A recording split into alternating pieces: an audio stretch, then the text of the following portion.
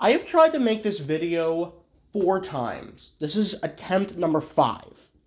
I have stressed about this so much, finding the perfect ranking for these movies, and I found it. This is the ranking. And so, without further ado, let's get on to this shit. Number 93, The Artist. This movie, I've seen a lot of bad movies. Aside from watching movies for this list, I've seen a lot of bad movies. But The Artist is the worst one. And that's putting up against films like Space Jam: A New Legacy and The Tomorrow War. That bad. This film has no substance, no good performances, nothing. It is a dull, lifeless, and flat movie. It won Best Original Score, but every single track sounds like it was taken from a stock music website. It's excruciating to listen to. Several times while watching this movie, I had to turn off the volume because if I didn't, I would have fucking stopped watching. I hate this movie. This movie, I wouldn't wish it on my worst enemy. I hate this. Jean Dujardin, I know I'm saying his last name wrong, but whatever. His performance, it's not bad, but it's so lifeless. There's no flair to anything in this movie. It's such a by-the-books crowd pleaser. There's nothing to it. Nothing. And I hate it. I fucking hate this movie. I can't stand it. Never again. Alright. Number 92. Gigi. This movie claims to be a musical. It really wants to be a musical. But the thing about musicals is that the songs are well written, well performed, things actually happen while the song's going on, they're sung well. Not the case for this movie. Gigi has terrible written songs, terribly sung songs, and while they sing, nothing happens. The camera remains stationary on their face. They sit down, they stand up, and if we're lucky, they walk. No one's jumping around or dancing. No one dances in this movie. No one dances in a musical. The main story is also downright fucking predatory. Like, the main character, Gigi, she's meant to be 16. The guy she falls in love with and gets married to is 33. The opening song of this movie is Thank Heaven for Little Girls. I don't know what they were thinking releasing this movie. I don't know what Vincent Minnelli was thinking when he decided to make this movie, because this is his own screenplay. This is not based off of anything. He made this. Or maybe he didn't make it, but it's an original film. I don't know what the Academy was thinking when they were like, yeah, give this movie 9 Oscars. This won 9 Oscars. 9.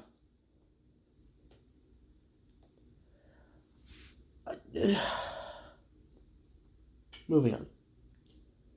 Number 91, Tom Jones. If it wasn't for the late, great Albert Finney, this movie would be completely unwatchable. His performance was charming, I guess. It was the most tolerable thing in the film. And look, nothing against him, but he was not that particularly attractive of a guy, especially not in this movie. But somehow he gets, all the ladies are just like crawling over each other to get to him. I don't understand it. The editing and the cinematography is some of the worst things I've ever seen. There's this one scene that for no reason just speeds up. For no reason. There's a few scenes that are lit so poorly, it's so dark, you can't make out anything. The story is incomprehensible and impossible to follow. It's based off some sort of English folklore. I don't know, but they did a disservice, man. The story of Tom Jones, if it's popular enough to be made into a movie, it has to have some sort of substance to it. But they sucked this movie dry of any possible substance. It is god-awful. Terrible. Number 90, Cavalcade. Now, this is an early Best Picture winner. This is 1934 or 3. And it's a World War I movie, but World War I isn't really that important. So it follows the life of this family, but it's not really like you're watching the life. It's like you're going from bullet point to bullet point. It's not all that great. Like, one of the sons gets married and dies on the Titanic, even though we knew nothing about him. One of the sons fights in World War I, so does the dad. And World War I is portrayed in, like, the lamest way possible. It's just like, it's like a small montage to show you, oh yeah, World War I happened. Look at all the World War I stuff. And then at the end, I'm supposed to feel satisfied that these two people are now old and their fucking kids are both dead. It's so... No, one of them survives. But it's no. It's a bullet point movie. It's not an actual movie. It doesn't tell a story, or any comprehensible story at least. It's just point to point. Number 89, Gandhi.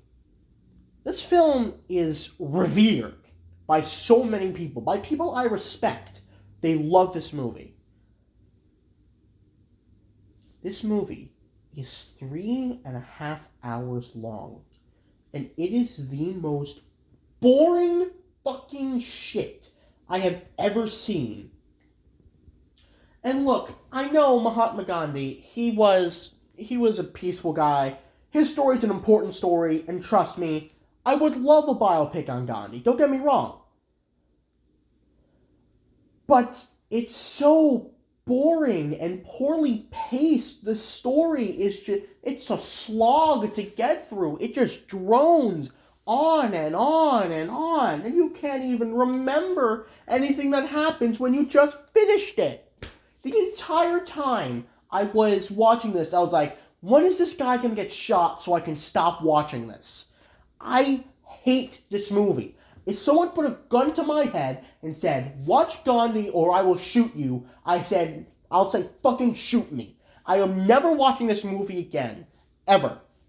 And I like Ben Kingsley. I think he's a great actor. And I like Richard Attenborough. I have so much respect for him. So much respect for Ben Kingsley. But I hate this movie. There is nothing good about it. It's a very long biopic. Look, I understand Gandhi's life is not going to be full of explosions or anything, but do you think they could have paced it a little bit better? Just like a little bit better? It's so boring. 88, The Greatest Show on Earth.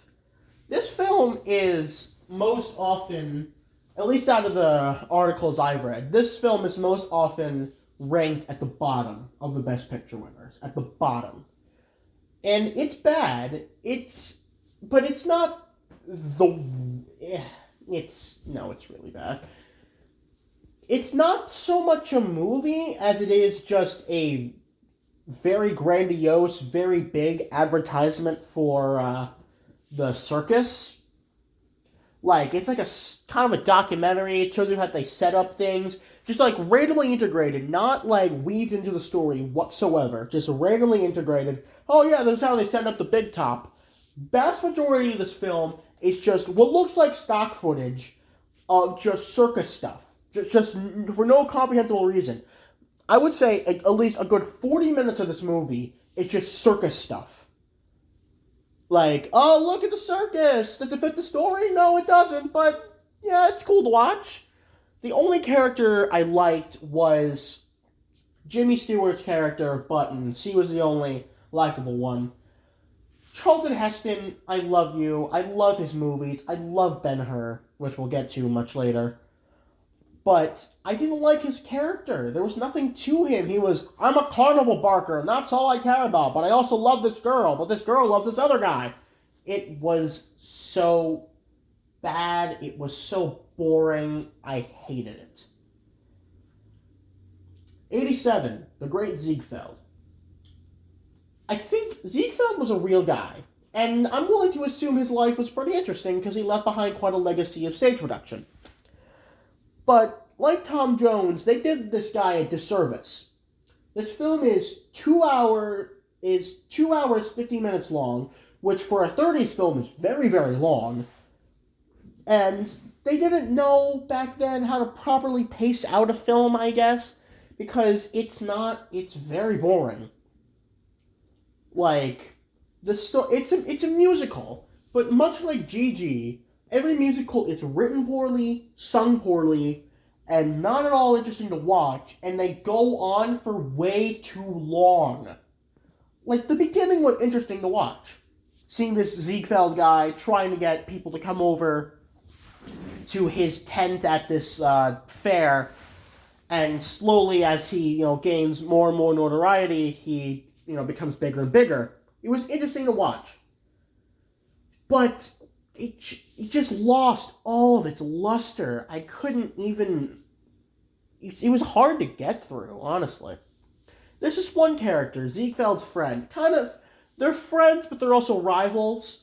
And Ziegfeld is notorious for, and the friend's very well aware of this, that anytime the friend has a girl, because, it was all about the girls back then, anytime the friend has a girl, like, oh yeah, me and her, we're going to make so much money, Ziegfeld swoops in, gets her in a contract, and takes her away. He does this twice. Both of women that the friend loved, and Ziegfeld marries both of them. Not at the same time, but he marries both of them. And then you know what this fucking friend does? And Ziegfeld is constantly going bankrupt. So he asks his friend to wire some money, and he does it every goddamn time, with little to no resistance. I think as the movie went on, he gave less and less resistance.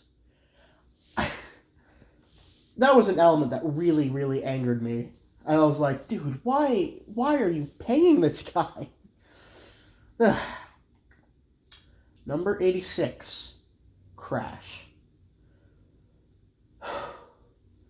There is no other movie, not even the artist, that taps into my primal rage every time I watch it.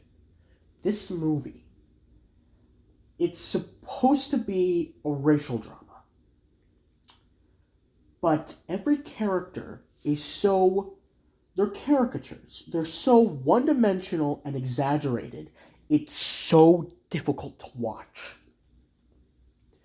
There is a line in this movie that is, I don't remember the line exactly, but it goes along the line of, they invented bus windows to get out black people. What? It hurts to know this film won Best Original Screenplay with writing that terrible. And this film has a studded star cast. Sandra Bullock, Michael Pena, Matt Dillon, Don Cheadle, Terrence Howard. It's got a good cast. But Paul Haggis just could not do it. I don't understand how. It's just so terrible. This film beat Brokeback Mountain for Best Picture. I don't care if you're gay, if you're straight, if you're lesbian, if you're bi, whatever the fuck you are. Brokeback Mountain is one of the most beautiful films and one of the most beautiful love stories to ever come out of the past 20 years. It is such a beautiful movie that won Best Direction for Ang Lee, but not Best Picture. They gave it to the pandering, overzealous, bloated, stupid fucking racial drama. There was a single good performance in this. Well, a highlighted terrible performance was Sandra Bullock. Her character goes from being racist to being not racist. I can't. Like that. Just completely flips her switch. And it comes out of nowhere. There's no lead up to it. It's awful. It's terrible. The only good performance in this movie was Matt Dillon. I like Matt Dillon. He's a good actor. His performance as this racist asshole cop, he perfectly embodied. He was great. He was nominated for Best Supporting, and if he won Best Supporting Actor, I would not have been angry. If I'm going to be honest, I would not have been angry. But everything, so Matt Dillon's this asshole racist cop, and you would expect by the end of the movie, oh, he gets what's coming to him, but no. He saves this black woman who he previously groped, mind you, from a burning car, and then we get a scene with him and his dad's got, prostate cancer or something. And that's it. That's the last time we see him. Never again. He never gets what's coming to him. He never gets his comeuppance. You gotta realize how dissatisfying that is for an audience to watch. Watch a character you were made not to like. You're not supposed to like Matt Dillon's character. God, at least I hope you're not supposed to. And he never gets what he's due. I could ramble on about this movie for way too goddamn long. So let's just move on before I get even angrier. Number 85, Green Book.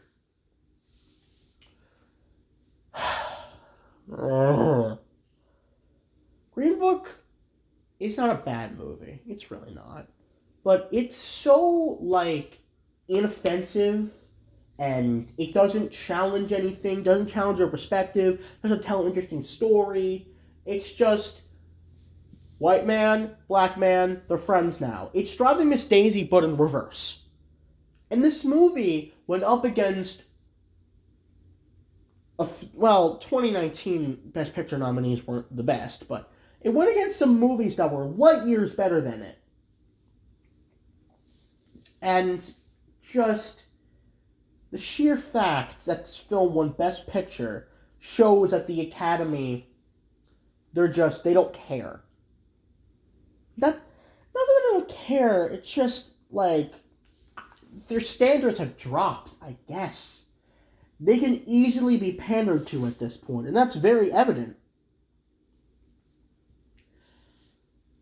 I'm never going to watch this movie again, because it's not memorable at all. It's pretty cheesy. I like Viggo Mortensen. I like Mahershala Ali. The two of them were great. But just no. The only more embarrassing film that could have won Best Picture this or that year would have been Black Panther or Bohemian Rhapsody. So I guess out of the three, this is your best choice. Number 84, The Broadway Melody. It's the second film to win Best Picture. I can't be too angry about it, but it's not good. I don't remember the film at all. The story, I don't know. There's a few songs. There's this friendship, love triangle, romance. Basically all about Eve, but just so much worse. Yeah, it's not, I don't have much to say about this movie. Alright, 83, A Man for All Seasons. Once again, another one of those critically acclaimed, beloved films. All this is the same fucking scene over and goddamn over again. It's people trying to convince Paul Scofield's character to recognize Henry VIII's divorce, and he wouldn't. It's the same scene over and over again with little to no variation, and it's so goddamn infuriating to watch. This film beat out Who's Afraid of Virginia Woolf for Best Picture. And all the shit. It beat it out. That's embarrassing. Fucking embarrassing. I hate this movie and I will never watch it again. Number 82, Ordinary People. People love this movie. They love this movie. It's one of Robert Redford's best. It's a dark family, something or other. Much like Richard Attenborough, I have all the most respect for Robert Redford. So much respect. His contributions to the film world are, you can't even, indescribable. He is great. He's great. But I hate this movie. It's a fuck. The first 30 minutes are excruciating. Because it's poorly written dialogue with barely developed characters talking about nothing. And then this Timothy Hutton, I don't have an opinion on whether he's a good actor or not, but I did not like him in this movie. It was the same. It's this stupid, annoying family drama, which isn't a drama, that stems from. I can't even collect my thoughts properly. Mary Tyler Moore, she plays this character. This mother character. She's a total fucking bitch. Total bitch. And she really put one of the biggest dampers on this movie for me. But the performances, the writing, the story, fucking this film beat out Raging Bull for Best Picture and Best Direction. Raging Bull won 2 Oscars because of this. 2. Raging Bull is one of the finest films ever made. Steven Spielberg, his fucking self, said in, I don't care to give context, said that Raging Bull should have won Best Picture over this fucking slog. Raging Bull is the best Martin Scorsese movie, in my opinion. The best. But we're not worrying about that. This is a slog. This is terrible. I hate this movie. I will never watch it ever again. I hate people who like it because they blindly defend it, and they criticize Martin Scorsese movies for being violent and stupid, and I hate it. I hate it so much. Number 81, Moonlight. Hey, if people watch these videos, I know I'll get a lot of shit for this. Moonlight is a fucking garbage movie. The story is garbage. Every performance is terrible. The sound and audio mixing are terrible.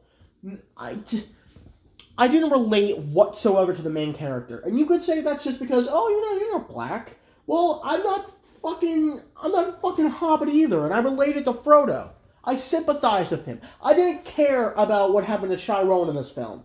Mahershala Ali won Best Supporting Actor for being in 15 minutes of this movie max. And to be fair, people have won awards for less. Beatrice Straight Network was only 5 minutes. But no, I don't agree. She should not have won. This movie is so... I hate this movie. The story is bad. This is the only movie I cut early. There was like 5 minutes left. There were just these 2 dumbasses talking in the fucking kitchen. I'm never watching this again. Call me racist if you want. I don't like this movie. I will never like this movie.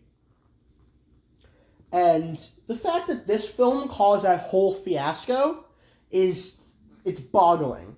Because films like Fences, which is a much better racial film, and Manchester by the Sea were nominated the same year and both fantastic. So, alright. Number 80. Shakespeare in Love. This film beat Saving Private Ryan for Best Picture. It is a stupid romance film. A Shakespearean era romance film. I came to the realization recently that this film is Twilight but Shakespeare. They took Shakespeare and they made it for teen girls. Judi Dench, who I have the utmost respect for, won Best Supporting Actress for this film. Her performance, much like Beatrice Straight, she was in 5 minutes of the movie, but her 5 minutes, unlike Beatrice Straight, were absolute dog shit. She brought nothing to this movie. Gwyneth Paltrow won Best Actress for this movie. Gwyneth Paltrow, who I do not like. I do not think Gwyneth Paltrow is a good actress. She is not. She won Best Supporting Actress, beating out Emily Watson, Cate Blanchett, one of the greatest actresses to ever live. She beat them out for her terrible, flat performance in this fucking movie. It's so dull and dumbed down and watered down. It's not even that terrible of a movie, but just because of what it won Best Picture, it won so many goddamn awards, actually, now that I think about it. This film beat The Truman Show for Best Original Screenplay. This fucking film beat The Truman Show, Jim Carrey's, well, I haven't seen Eternal Sunshine of the Spotless Mind yet, but as of right now for me, Jim Carrey's best fucking performance, his most dark and most layered performance, with that beautiful, beautiful screenplay. That film lost to this teen girl bullshit. I'm angry, and you should be too. 79, Out of Africa. Much like Gandhi, it's a slog. It's really a slog. Thankfully, this one's under 3 hours. And once again, I love Robert Redford. I love Meryl Streep. The two of them are great actors. And I'm assuming maybe they did do another movie together. I'm not sure. But if they did another movie together, they would have great chemistry. But in this movie, it's so boring. The love story is so boring. The only good thing about this is the cinematography. This feels like an it feels like the DVD they would attach to the brochure on why you should go to Africa. Because they got some pretty shots, I will admit. But the fact that this movie won Best Picture the same year as films like Ran and The Color Purple, it's embarrassing. Embarrassing. The Life of Emile Zola, number 78. I think Emile Zola was a real guy. And so, the first story, it's pretty interesting about a guy getting framed for committing a crime that's known he did not commit, but the French government didn't want to seem like the bad guys. It was interesting, but that story didn't really integrate too well with Zola's story about how he became a famous writer when he started from nothing. It wasn't properly melded together, and then the ending just became a courtroom drama, which, don't get me wrong, I'm a sucker for courtroom dramas. 12 Angry Men is my second favorite movie, and My Cousin Vinny, I love My Cousin Vinny.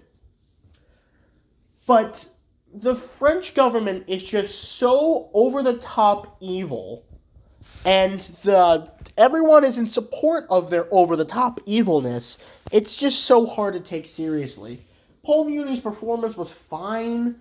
The fact that he died at the end was really dumb. It was really, really stupid. Yeah, not the best. 77, Driving Miss Daisy. This is universally not liked for winning Best Picture. Everyone agrees. Let me list off, you probably know by now. Let me list off the films that were nominated for Best Picture the same year. Field of Dreams, undeniably the best baseball movie. Don't at me. Dead Poets Society, Robin Williams' classic, Born on the 4th of July, Oliver Stone Vietnam film, so you know it's good, My Left Foot, Story of Clancy Brown, eloquently played by Daniel Day-Lewis. This movie, which is, it's such an old people movie. And I hate to say that, but it is.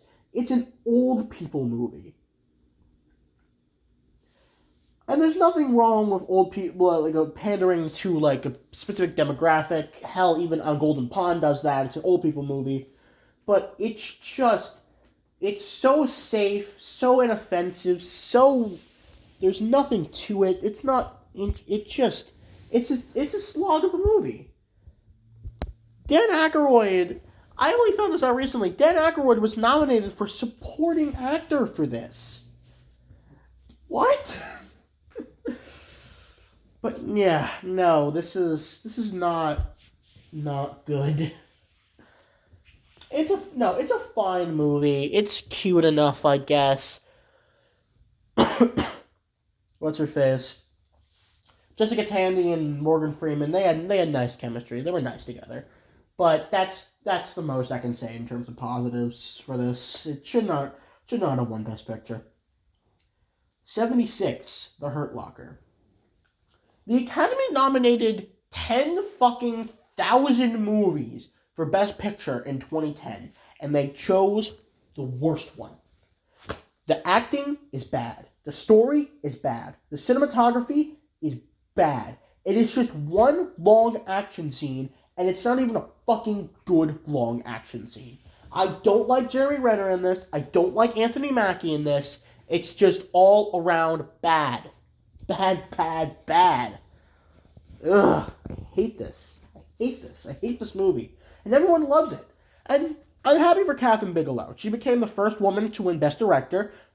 She shouldn't have won Best Director. That should have gone to Quentin Tarantino. But, you win some, you lose some, whatever. I don't like this movie.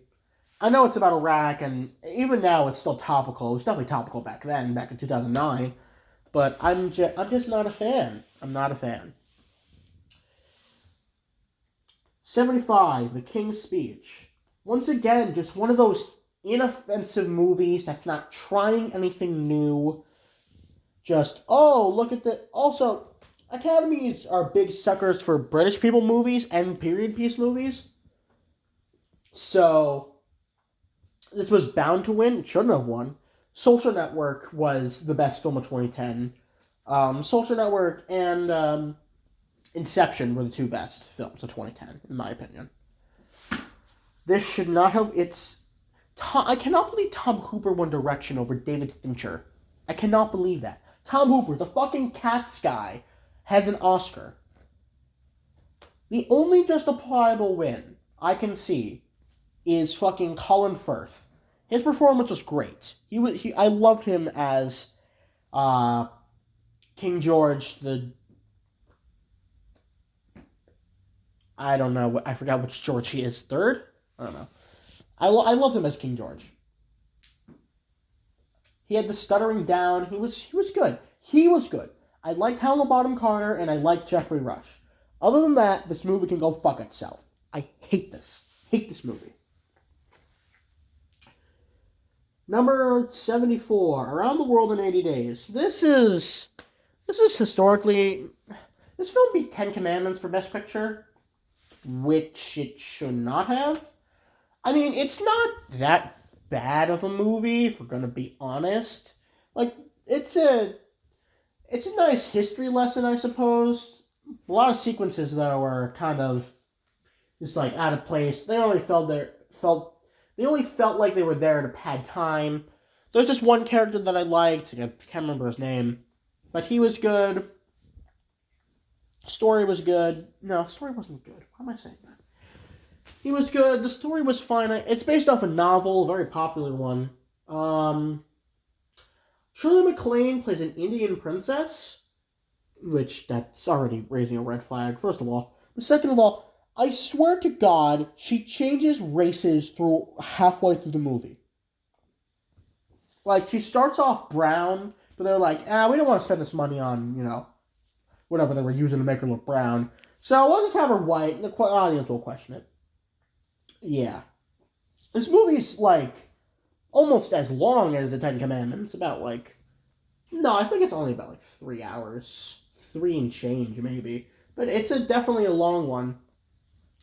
I mean, it's nice to see how much effort and money went into it, but I don't think it's really Best Picture material. 73, Nomadland. This movie is so boring. It wants to be Manchester by the Sea by pretending, oh, you're watching real life, But Manchester by the Sea was actually good at doing that. It was just real characters in real situations.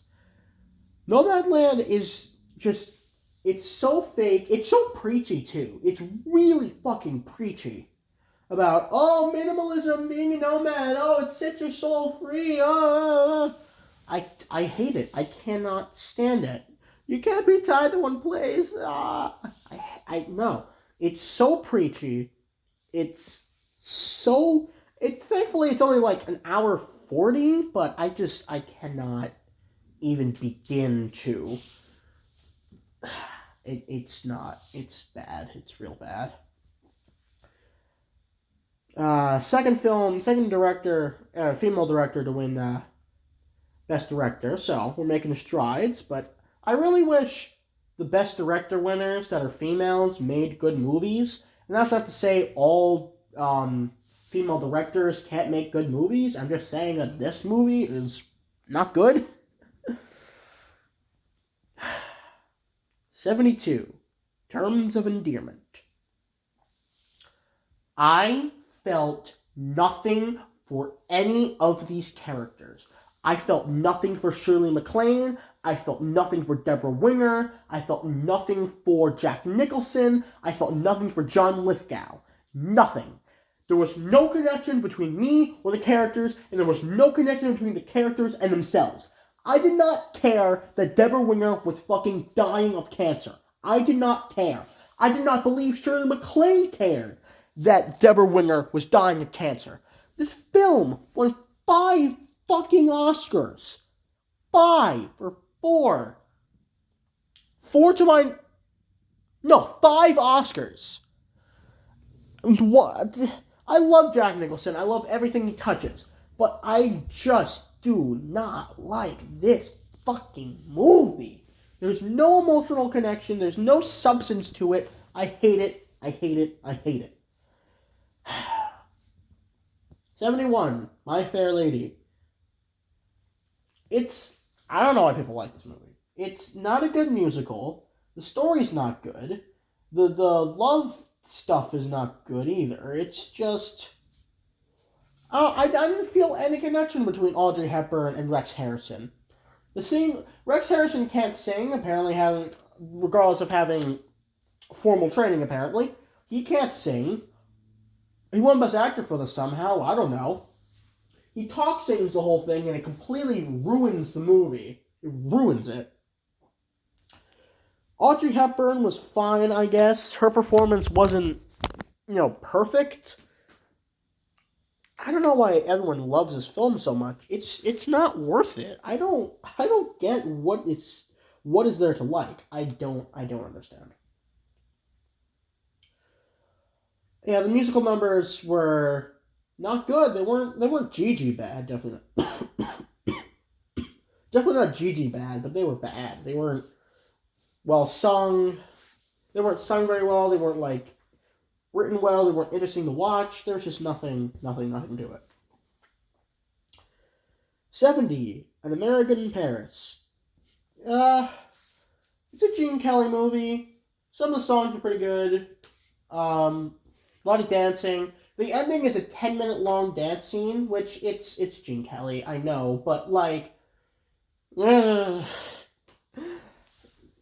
it was very boring to watch. I'm not much of a person who gets oh yeah, I can. Well, no, it's not necessarily true, but it's not that. I don't know. It goes on for as long as I guess. It's got a good story, a good love triangle, good dynamic. I like it. It's not the worst. It's not good. It's really not. It's not terrible, but it's not great. All right. 69, 12 Years a Slave. This is the only movie on this entire list that I cannot explain why I don't like it. I don't like it. It just doesn't hit for me like it hits for so many other people. Once again, call me a racist if you want, but I don't feel anything for any of the characters. I liked Chiwetel Ejiofor's performance. Chiwetel Ejiofor. I thought I would say Ejiofor. Chiwetel Ejiofor's performance. I like Michael Fassbender. I like Lupita Nyong'o. I think she deserved her Oscar, but I didn't like just the story and world around them. I felt nothing. It was not for me. No. 68. How Green Was My Valley. This is very well known for being the Citizen Kane killer. I think it won every award Citizen Kane didn't win. Well, aside from Best Actor, but whatever. No, it's not good. I don't remember this movie very much. I think the only reason why it won Best Picture is because The Grapes of Wrath the year prior didn't win Best Picture. So that's probably the main reason why. But yeah, it wasn't all that fun to watch. I don't remember much of it. Story was fine, I guess. Acting was fine, I guess. But it's so forgettable. 67, Mrs. Miniver. Same thing as How Green Was My Valley. Just much like the 60s were overfilled and bloated with musicals. The 40s were overfilled and bloated with World War II movies, which I guess you can come to expect because World War II was in the 40s. But I think this is probably the worst 40s World War II movie Best Picture winner. I don't I don't remember it. I know there was a bombing and she's British and Greer Garson in her acceptance speech talked for like 7 minutes. It's not. It's my least favorite of the 3 films William Wyler won Best Director for, and I love William Wyler, but it's not all that memorable. 66, Oliver.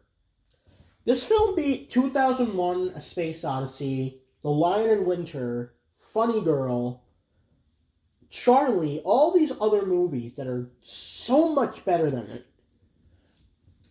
It has one good song in it. It's a retelling of Oliver Twist, written by what's his face, Charles Dickens. It's a good story, but made into a musical, it wasn't all that good.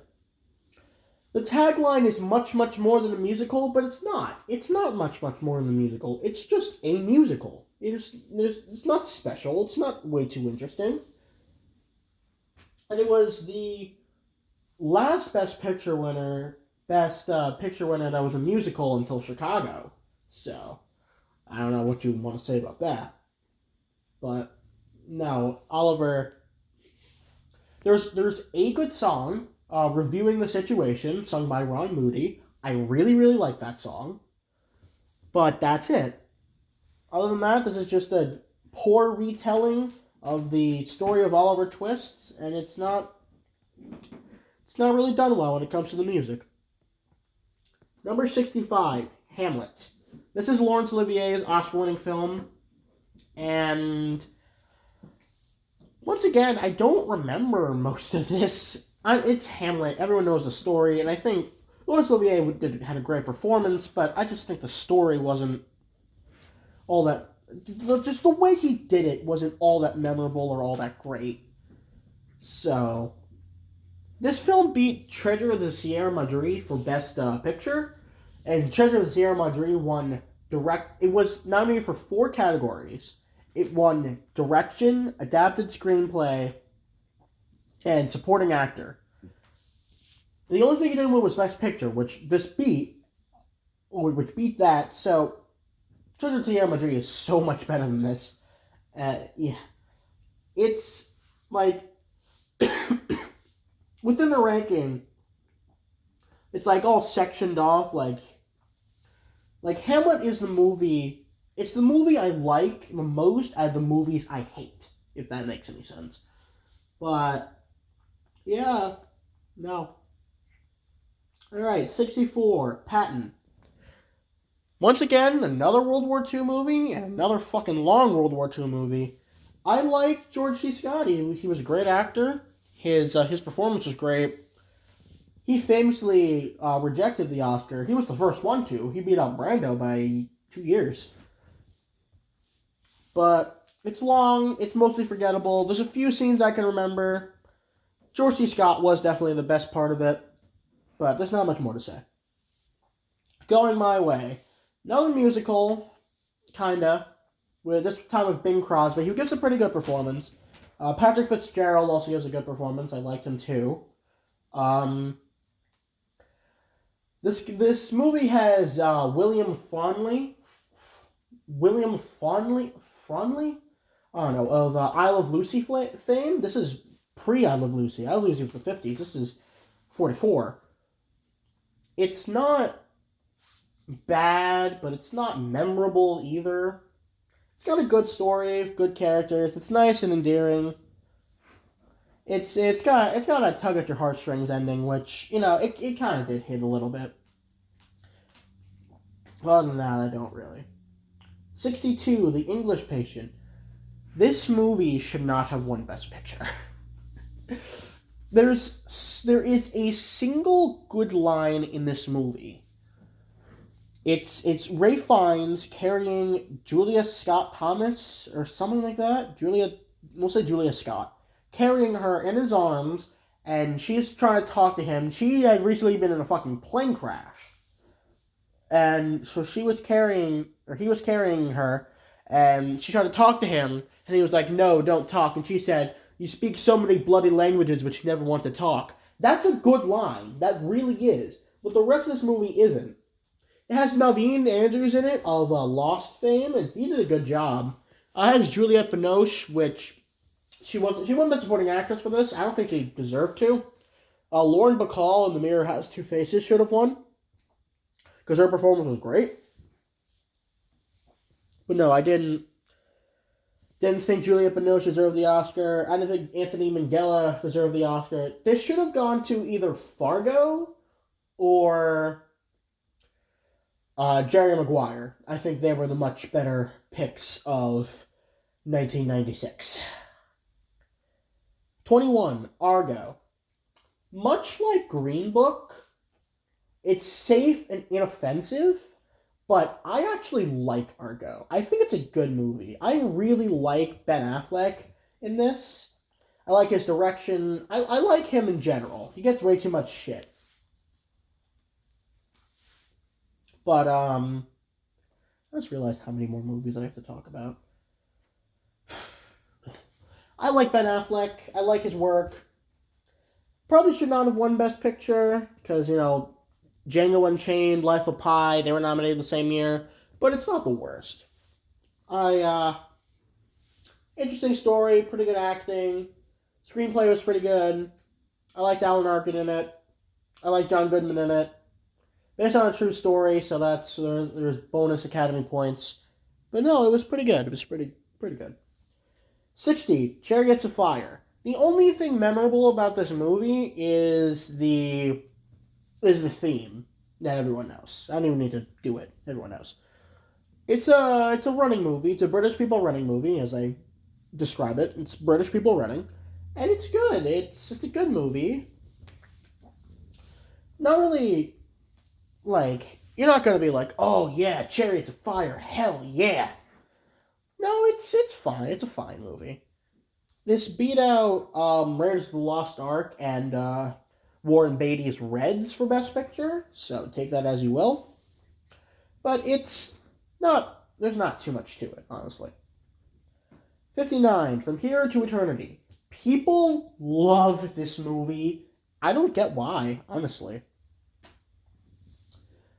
It's a World War II movie, again.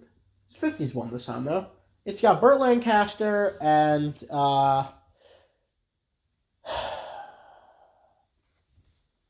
Robert. No, the other guy, the one that died pretty young. They were both good in this. I like Deborah Kerr. I like Frank Sinatra's performance was fine. I mean, it saved his career most definitely.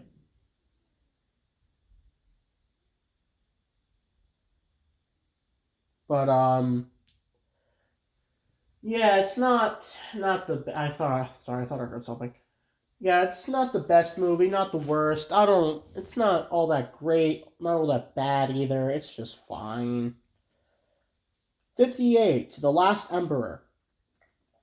I fell asleep a few times watching this, I'm going to be honest.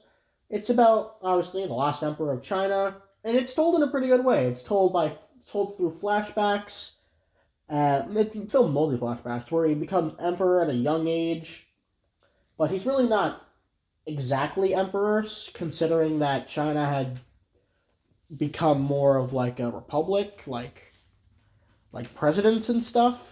So he was only the emperor like within this one city, and he learns that over time, and he's considered a traitor by the Chinese people. But he gets out of traitor prison, and it's. I would recommend this. I would say, yeah, you should watch this. It's good. 76, The Apartment. It's a good movie. Not 76, 57. The Apartment. It's a good movie. Jack Lemmon gave a great performance. Shirley MacLaine gave a great performance. The writing isn't superb. It's good, but it's not like fantastic. I liked the act. I don't know. It's good. It's got a nice story. It's quite touching, but it's not really like anything to freak the fuck out about. This is considered one of the best of all time, and I don't see why. Billy Wilder has had way better movies than this. 56, The Sting. And this film had the unfortunality of being sandwiched between the two Godfather films. So it's like you get steak, chicken nuggets, and then steak again. So it looks worse by comparison, and it's an enjoyable movie. It's an interesting movie. It's not terrible, but it just had the misfortune. I mean, I would probably watch it again if I had nothing else to watch. Yeah. All right. Now we're getting into the movies I actually like, so I can hurry the hell up. 55, Mutiny on the Bounty. Based on real events. Charles Lawton was good. I liked him as Captain Bligh. He played the character great. Clark Gable was also great. They, two of them together. Yeah, it was not really too remarkable, honestly. 54, All Quiet on the Western Front.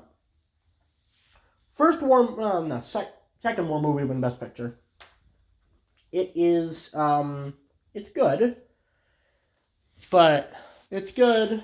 I liked a few of the characters. I think the story was pretty great. Based off a book, which I kind of want to read. Other than that, it's fine. 2003, or 53, Chicago. I love this movie. It should not have won Best Picture, considering the competition, but I love Chicago. This Cell Block Tango is honestly a fucking jam. I love it. It's six or seven women singing about how they killed their husbands, and honestly, that gives off like such strong fucking lesbian vibes. It's amazing. Catherine Zeta-Jones was great. She deserved her Best Supporting Actress win. Renee Zellweger also gave a great performance. The music's great. The story's great. All the performances are great. I really, really, really love this. 52, It Happened One Night. Frank Capra classic. Clark Gable, Claudette Colbert. Colbert? I don't know. Great story. It's a romance. It's a comedy. It's very interesting. Fun to watch. Would watch it again. You Can't Take It With You. The other Frank Capra film to win Best Picture.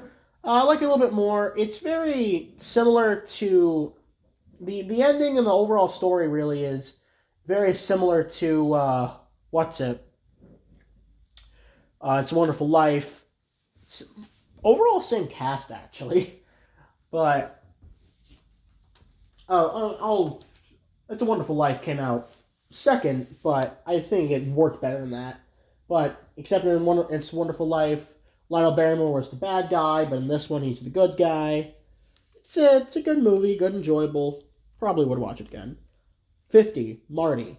I absolutely fell in love with this man. He just he was he was the oldest of his siblings, never got married, and he was trying to just find a girl who would go with him, and he wasn't the most attractive guy, and he knew it. And he finds this girl who others consider to be a dog, and it talks about like beauty standards and what's expected of women, especially at the time. It's like making commentary of a time that's happening as it's being made. It's very, very good. Honestly, I do highly recommend this film. 49, Kramer versus Kramer. The film to win Dustin Hoffman his first Oscar, not The Graduate and not Midnight Cowboy. Kramer versus Kramer? Okay. As a single dad, he gave a great performance. I liked Meryl Streep in it too. The two of them did well, even though Dustin Hoffman was reportedly off-screen pretty toxic, but he was going through his own divorce at the time, so film probably hit home with him. I liked the little kid too. I forgot his name, but he was also great. 48, Slumdog Millionaire. I very much like this movie.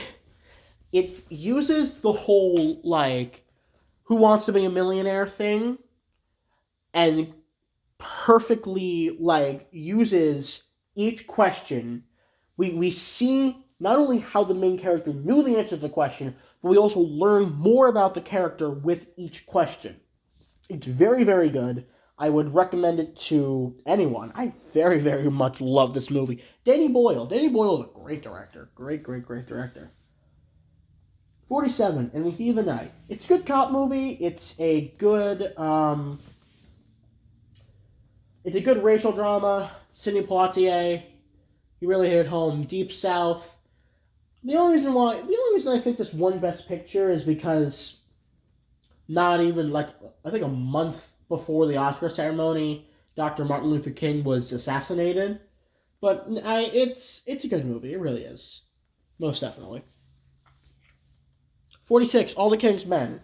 This is about just like a normal all American man who runs for office and slowly he he becomes governor. It's weird this film is called All the King's Men, even though it has nothing to do with being a king. Then there's All the President's Men, which has to do with being the president. It's about the Watergate thing, but whatever. Um, yeah, so he just Willie Stark is his character's name. He just becomes more and more corrupt as time goes on, and it's very, very fun to watch. Uh, Roger Crawford gives a great performance. Great, great, great performance. Um, yeah, would recommend it.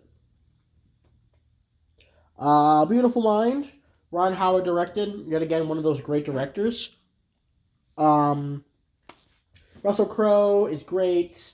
I really like Jennifer Connelly. She's great too. We're on. I didn't even mention. We're on number 45. Great story, great characters, great acting. Probably Russell Crowe's his second best acting job that I've seen at least. $44 million Baby. Clint Eastwood's second film to win Best Picture. Um, I really liked Hilary Swank. She played her role pretty well. I liked the overall story. I really liked Morgan Freeman's character, as even though he was still the narrator, more or less. And I'm mostly happy because this is the film that gave him his fucking Oscar, because he fucking needed one. Alright, The Shape of Water. Beautiful, beautifully crafted film. Great love story. I love, I love all the green and the water everywhere if you look hard enough. Guillermo del Toro is a very good director, especially when it comes with the set. Very, very, very great. Okay, Spotlight. It's exhilarating. It's fun. I really enjoyed it. Like, I'm a sucker for courtroom films. I'm also a sucker for like press films. It's got the great Michael Keaton. It's got Mark Ruffalo, Rachel McAdams. They're all great. I really, really like this movie. I mean, people say it should not have won Best Picture, but if I'm going to be honest, I like this more than The Revenant. I do. Revenant's a fantastic movie, but I think this is great. I really do. 41, Gladiator. Russell Crowe's greatest performance. Obviously, both historically accurate and historically inaccurate by purpose, actually. That's what Ridley Scott wanted. Yeah, it fits the character super. The story's great. The seek for vengeance is great. It's very riddled in Greek mythology. Very, very good. All right, Rain Man. This is one of the few movies that can make me cry. Like, the connection between Dustin Hoffman and Tom Cruise feels so real that, honestly, the ending can make anyone cry.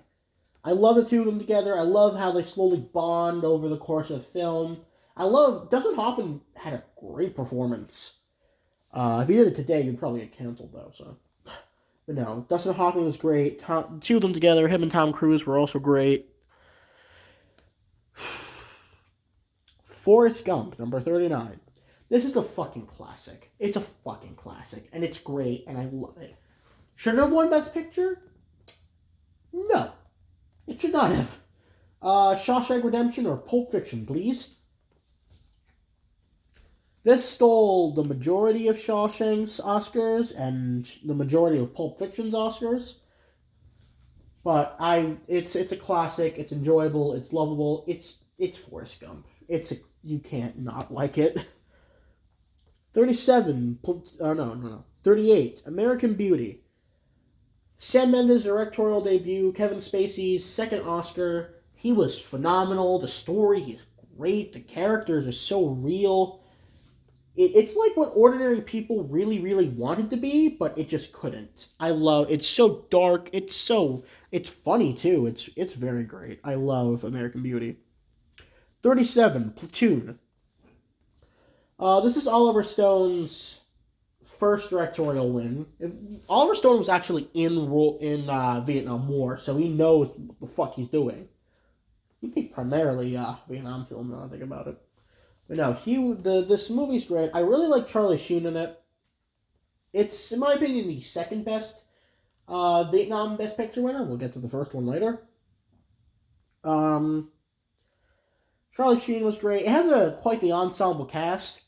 What's his face? Johnny Depp's in it. Forrest Whitaker, just like in small roles. Tom Berenger was evil. He was evil in this movie. He was great.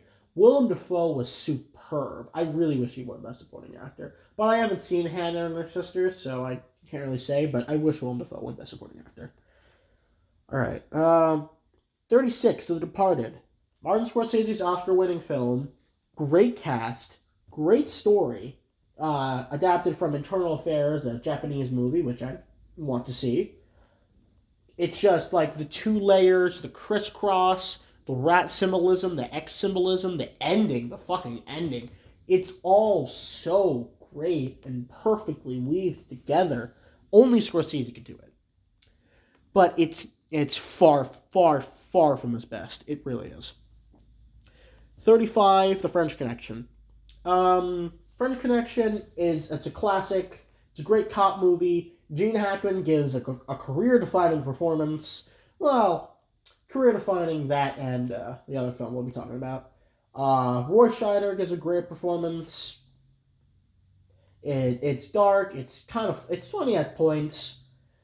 It's a good cop movie. It really is. It really, really is. All right. Gentleman's Agreement. Gregory Peck is off the fucking chain in this one. He really embodied. He's Gregory Peck. He just acts really fucking well. So the story is he plays he pretends to be a Jewish man because He just moved there, and he's an editor. He writes magazine like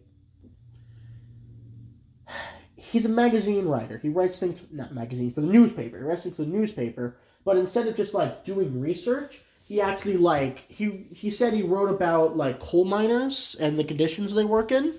So he actually became a coal miner for a couple weeks.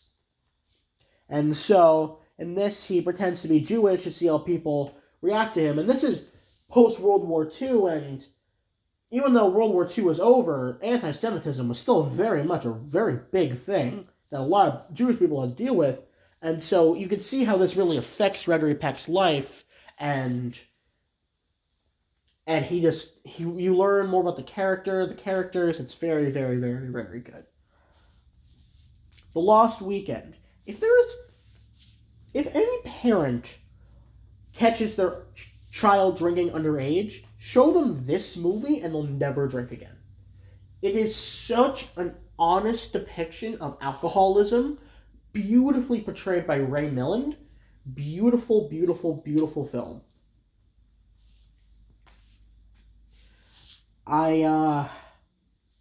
It's probably my favorite Billy Wilder film. I mean, I really haven't dived too far into his films as of late, or yet at least. But this film is so, so, so good. 32, Simran. I don't know why people hate this movie so much. Simran is a fan-fucking-tastic movie. It's fantastic. Because you start off about this guy, Yancey, and his wife and his kid, then he has another child. It's all about like westward expansion. They go to this town, and it starts off like, oh, it's all cowboy. Then Yancey shoots this like notorious cowboy, and then as the characters grow older, the town grows older with them, and it's the same group of characters every time. So you really learn to grow, and you really learn to grow to love these characters. Story's excellent. The themes are excellent. It's about not being able to stay in one place. Like, Yancey leaves for like 5 years at a time. No, Shimron is a very, very fucking good movie. I don't know why people hate it so much. Maybe it's because there's a black person in it, and he's like stereotypical, but you gotta remember, that's how it was back then, and he ends up getting shot, but whatever. I never understood the whole issue with having stereotypical black people in movies. Well, no, actually, I do know what the issue is, but I'm saying like stereotypical black people in movies that are made in the 30s where they're not getting fucking shot. If they were getting shot, then there's an issue. But in like cases of Gone with the Wind and this movie, Shimron, they're treated very well. I don't see what the issue is. All right. Number 31, Braveheart. Beautiful, breathtaking, completely historically inaccurate Braveheart. Mel Gibson's Oscar-winning film. It's the cinematography, the fighting, the dialogue, the writing. I hate the first 40 minutes of this film. 30 minutes. I hate the first 30 minutes of this film because I do not believe any connection between William Wallace and his wife. I didn't care, nothing. Because they met each other once when they were 6. He left for 20 years. They came back, and I guess they had sex. But other than that, this movie is absolutely breathtaking and absolutely perfect. I love Braveheart. 30, No Country for Old Men. Coen Brothers, maybe aside from Fargo, their best movie. It's perfectly directed, perfectly shot, perfectly acted, perfectly written. Everything about this film is just beautiful, beautiful, and perfect. When the Coen Brothers work together, they make some fucking magic. Magic. Javier Bardem gives a chilling-ass performance. He's so good in this. I can recommend this. I can just keep gushing about this movie. It's great. 29, Unforgiven. Clint Eastwood's probably his best directed film. It's about what it really means to kill a man and reflecting back on your past. It's so good. Morgan Freeman's great. Clint Eastwood's great. Gene Hackman's performance is, oh my god.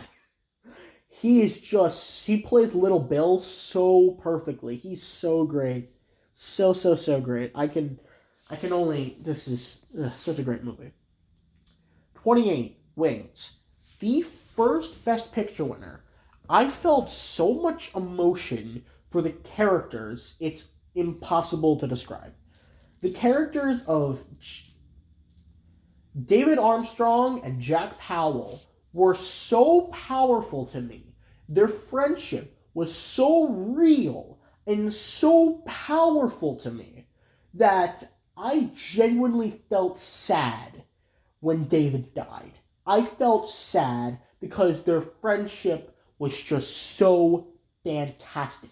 Not a single spoken word, and I felt such a connection. And in that scene where Jack is holding David in his arms and crying over his best friend that he accidentally shot, because he already thought he was dead, but David was shot down and he lived, but everyone thought he was dead, so Jack went on a rampage and started shooting down airplanes, and David made it back on a German airplane, but he didn't know that, so David ended up dying, and it's such a beautiful movie, beautiful characters, beautiful story. I can remember, I will recommend it till the day I die. Grand Hotel.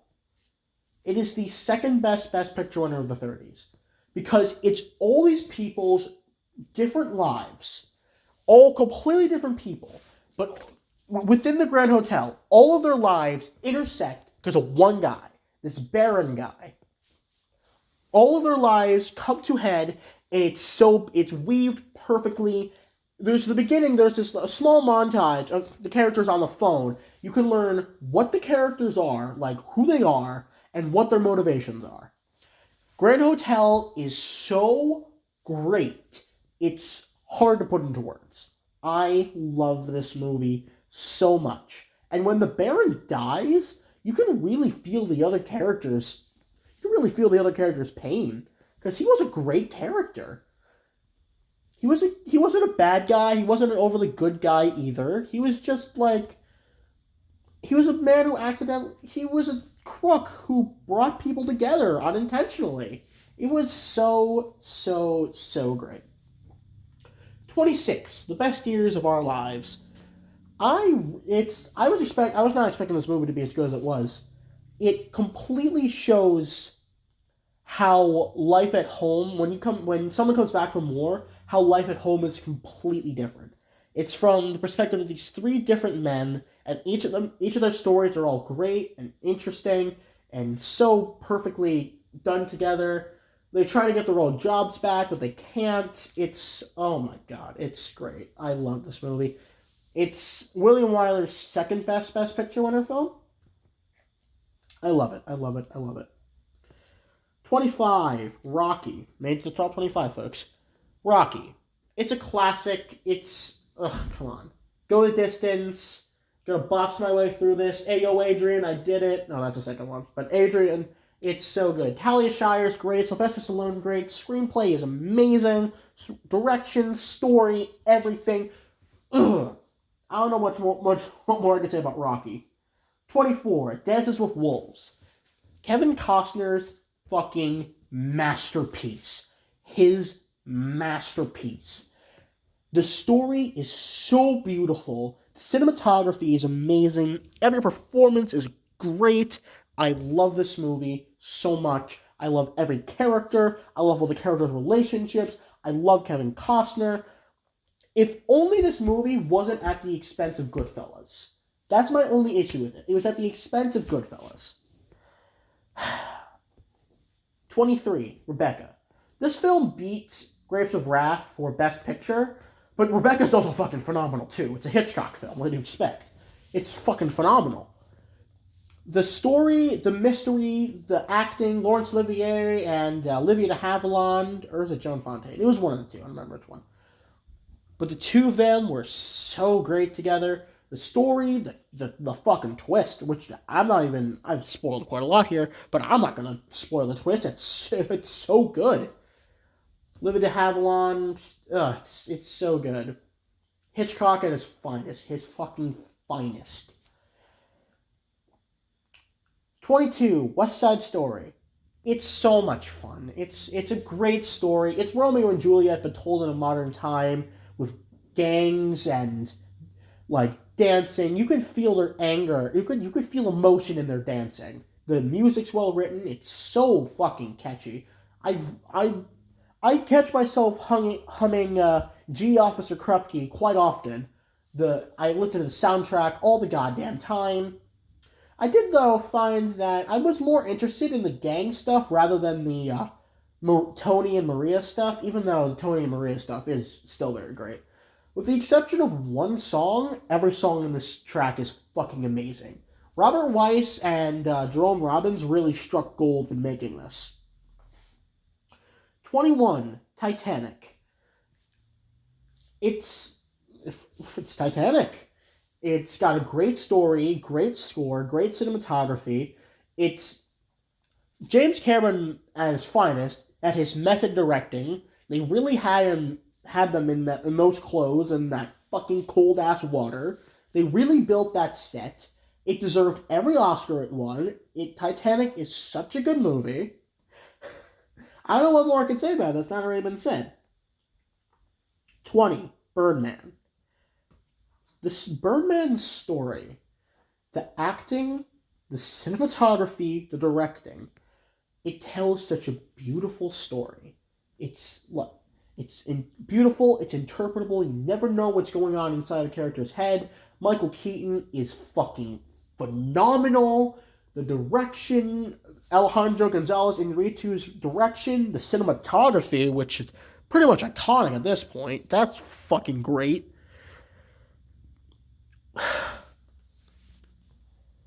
Alright. 19, Annie Hall. Woody Allen really... The screenplay for this movie is fucking great. It is so goddamn good. It's phenomenal. It's wonderfully written. It's like, it breaks the fourth wall, but it's not cheesy. It fits perfectly into the story. I love Diane Keaton. She was great. Star Wars should have won Best Director. Lucas should have won Best Director. I love the direction of this movie, but Star Wars will always be in my heart, and Star Wars had the better direction. Star Wars won every category he was nominated for, except for the two Lucas were nominated for, which he lost to Woody Allen, and Best Picture, which he lost to, well, Woody Allen didn't produce Annie Hall. But no, great story, great romance, perfectly written, just enjoyable to watch. 18, Annie Hall. No, wait, what? No. 18, All About Eve. It's a classic, and it's fucking amazing. Just watching Eve's character start out as this, like, nice young lady who just wants to be a star to manipulating people that are closest to her. Betty Davis's character of Margot is just so great. This movie's phenomenal and amazing. Eve's going so far to maintain her stardom that she's willing to destroy the relationships of her closest friends. So good. 17, The Sound of Music. The best musical to win Best Picture. Every song is amazing. Every performance is amazing. The story is amazing. It's beautiful. It's grandiose. It's phenomenal. I love The Sound of Music, and everyone should. 16, Bridge on the River Kwai. David Lean's first film to win Best Picture. It's great. It really is. It's a great war movie. It's a great war movie with a good story. If you're gonna do it right, if you're gonna do it right. Alec Guinness is great. William Holden's great. Jack Hawkins is great. Story is great. It's adapted from a book. Saito, the guy who played Saito, he's great. He was nominated but didn't win. He was the only one who didn't win, actually. Same year as 12 Angry Men, which I previously mentioned is my second favorite movie. So, 12 Angry Men, this stole the 3 Oscars 12 Angry Men was nominated for. But honestly, it doesn't anger me too much. It's so good. 15. We're in the top 15, folks. We're almost done. 15. On the Waterfront. It's so, I can't even put into words. Marlon Brando's performance is, ugh, only topped by The Godfather. Only topped by The Godfather. He just became his character. And the story, the characters, the writing, it's a mafia film. It's so good. It's so fucking good. Elia Kazan, the same director as Gentleman's Agreement and Streetcar Named Desire. So, Brando really liked working with Kazan. 14. Parasite. Whew. It's fucking Parasite. What can I say? Like, Bong Joon-ho knocked it out of the park. His film is so good. It's so purposely made. Every shot, every scene, every sequence. First foreign language film to win Best Picture, and god damn is it a good one. It is so perfect. 13. The Silence of the Lambs. It's once again another classic. It's a Anthony Hopkins in Silence of the Lambs is the second best performance I have ever seen out of any actor in a leading role ever. He's just Hannibal Lecter through and through. Jodie Foster is fucking amazing in this film as well. Jonathan Demme's direction is great, who he actually unfortunately passed away. It was a couple of years ago, actually. But still, just great. I can't even begin. Ugh, so good. 12. One Flew Over the Cuckoo's Nest. Milos Forman's, I would say it's his second masterpiece. Jack Nicholson is fucking phenomenal. Louise Fletcher is great. Will Sampson as Chief, great. This movie has, like, you thought, like, Grand Hotel and Platoon had great ensemble casts?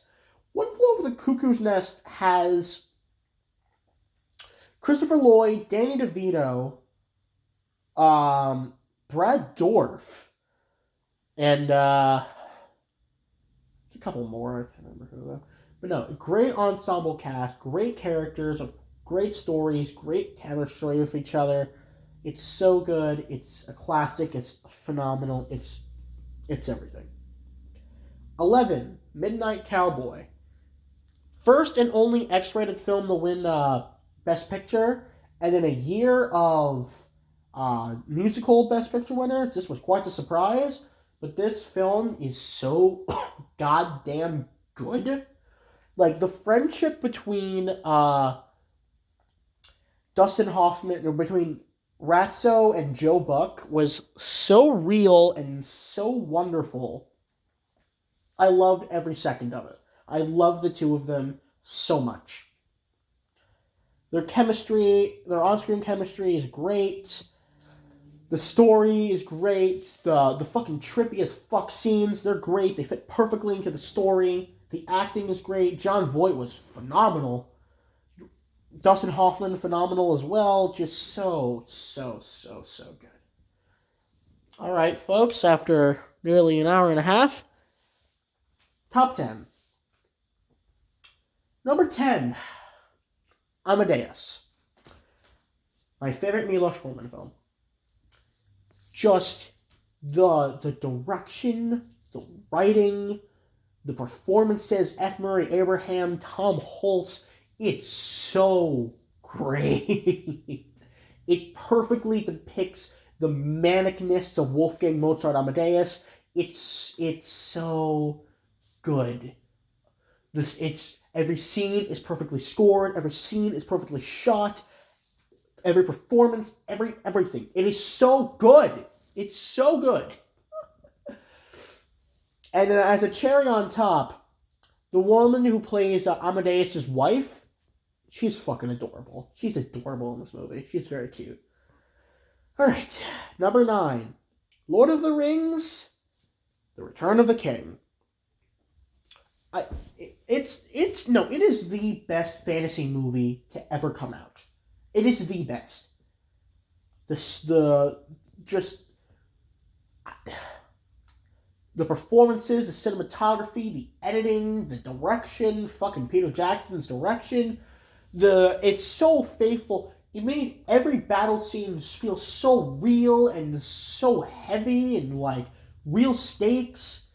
I love the end. Oh my goodness, it's so good.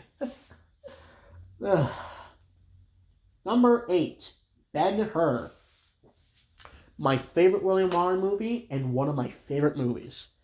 It's a biblical epic with Charlton Heston. It's a wonderful story with wonderful characters, great writing, great directing, cinematography, performances. It's so good. Just going and learning about Ben-Hur and his tale. It's almost like the Odyssey in a way. I made a lot of connections when I read the Odyssey. It's so good. I love Ben-Hur. And first film to win 11 Oscars, and it deserved all of them. Even though I thought Hugh Griffith didn't really deserve the Oscar, I think that should have gone to Jack Hawkins instead as Marcellus, because he had a much better performance. And then there's a shitty 2016 remake that I refused to watch, because I watched the trailer and I almost wanted to vomit. But I may watch it out of my curiosity and anger eventually. But no, Ben-Hur is so good. So good. Number 7, The Deer Hunter. The best Vietnam movie I've seen, and that is including Apocalypse Now. Just the raw fucking emotions you can feel from this movie, from these characters. You feel the connection between all of them. You understand the pain they feel. It's all so great. There's this big, long wedding scene, and it didn't feel like padding. It felt like showing you, this is life before Vietnam, then you'll go to Vietnam, this is life after Vietnam. Deal with it. It's so amazing. Christopher Walken, Robert De Niro, John Savage, John Cazale, just so goddamn good. I love this movie so goddamn much. Number 6, Lawrence of Arabia. I mean, what more can you say? It's Lawrence of Arabia. It's a beautiful biopic. Every performance, the cinematography. It's David Lean at his absolute finest. Peter O'Toole's debut film. Maybe not debut, but his first big film. Everything about this movie is perfect. Everything about this movie. It's absolutely phenomenal and perfect. Number 5, Casablanca. The best love story to win Best Picture. Just everything about this movie is absolutely phenomenal. Ingrid Bergman, Humphrey Bogart, the story, the characters, the flashbacks. This movie has like 5 quotes to it. It's beautiful and phenomenal, and I love it so much. I love Casablanca. Number 4, The Godfather. Yeah, I know, it's not number 2 or 1, but shut up. The Godfather it's The Godfather. It's beautiful. It's one of the greatest films ever made, one of the greatest casts ever. Beautiful story, beautiful characters, wonderful acting, just everything a movie could want. I don't know how much more I could say. Number 3, Schindler's List. I was told countless times that this movie is very dark and it's hard to get through. But watching it for myself, it fucking... Oh my god. Ray Fiennes was phenomenal. God. Liam Neeson was phenomenal. Ben Kingsley was phenomenal. Ray Fiennes was phenomenal. Every performance was great. Every single shot of Schindler's List is fucking beautiful. Every single shot. No matter how mundane or how important, the way they position the camera in reference to everything is just perfect. Perfect direction, perfect story. The score is so... Oh my god, the score. You can't get any more perfect than Schindler's List when it comes to World War II movies. You can't. Number 2, Gone with the Wind. This was the last Best Picture winner I watched. The last one. And, wow. It's nearly 4 hours long, like 3:58. But the story it tells and the characters it shows us are so wonderful and believable and great. It's all performed very well. The story, the writing, the characters, the things that happen. So I love the character of Scarlett. She was perfectly portrayed by Vivian Lee. Rhett Butler, portrayed as Clark Gable. I liked Mammy. Hattie McDaniel became the first black woman to win an Oscar, or first black person to win an Oscar, actually. This film is just so impactful. It's impacted culture. It's impacted how we make films. Pacing, everything is just amazing. And now, ladies and gentlemen, the best film of these 93, the best film of the past 93 years. The Godfather Part 2. It took everything The Godfather was and then multiplied it by 50,000. It is so... Al Pacino in this movie is hands down the best performance I have ever seen out of any actor in any movie. Ever. He just plays Michael Corleone, a completely cold person, perfectly. And weaved into all of this is the flashbacks of Robert De Niro as a young Vito Corleone. All of those are perfect. It just fits in perfectly. Everything. This movie is perfect. This movie is a 20 out of 10. It's that good. I don't know how much more I can say. It's The Godfather Part 2.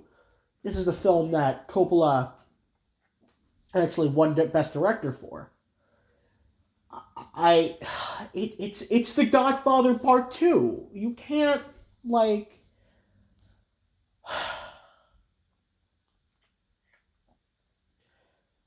yeah. Well, that's it. That's all 93. That's an hour and a half of my life. I was greatly inspired to not only watch all these movies, but to rank them by, Adam from YMS. I really look up to him, and, when it comes to his film reviews and, how he sees movies, I've really adapted a lot of my, scruples after him. Schaffrillas and a lot of his ranking videos. I love them. So, yeah. I guess you can consider this my magnum opus, me stuttering and mumbling, pausing and repeating myself while you stare at a black screen for an hour and a half. I guess you can consider this my best work. I don't know. My voice is getting tired. This is going to take a shit long time to upload. Goodbye.